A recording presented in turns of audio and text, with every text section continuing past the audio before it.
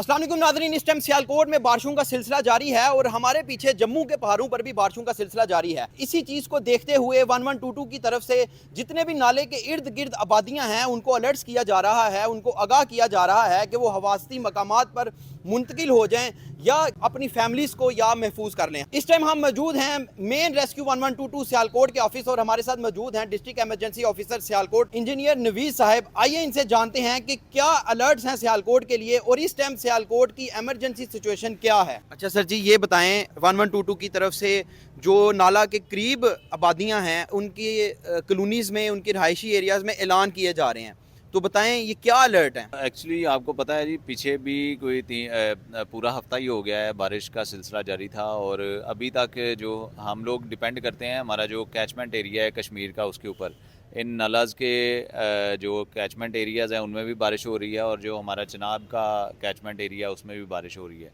तो इस वजह से हमने ये अलर्ट जारी किया है कि क्योंकि वो पानी का इफ़ेक्ट तो यहाँ तक आएगा। अभी भी जो नाला डेक है वो 20,000 क्यूसिक पे चला गया है, उसमें काफ़ी ज़्यादा पानी आ गया है।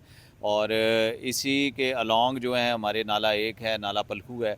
तो इस वजह से ये अलर्ट जारी किया जा रहा है कि लोग जो हैं, क्योंकि आबादियाँ पहले ही पानी में घिरी हुई हैं और पानी की वजह से काफ़ी नुकसान हुआ है। तो अभी अगर वो अपनी फैमिलीज़ लेके आएंगे तो उनको और कोई नुकसान ना हो, इस वजह से अपनी फैमिलीज़ जो हैं उनको वो रखें। अगर कोई छोटा मोटा काम वो घरों का करवा रहे हैं, रिपेयर वगैरह करवा रहे हैं, तो वो एक दो बंदा हो और मुसलसल पानी के बहाव पे नज़र रखें ताकि जो पानी का बहाव है जो ही बढ़ने की सूरत में वहाँ से वो निकल जाएँ। अच्छा सर, नाला डेक में रात तक 5,000 क्यूसिक पानी था, अभी आप बता रहे हैं कि 20,000 क्यूसिक का रेला पहुंच गया है, तो कितना उम्मीद है आपको कि इसमें किस हद तक पानी बढ़ सकता है और नाला एक और नाला पलखू में किस हद तक पानी आ सकता है।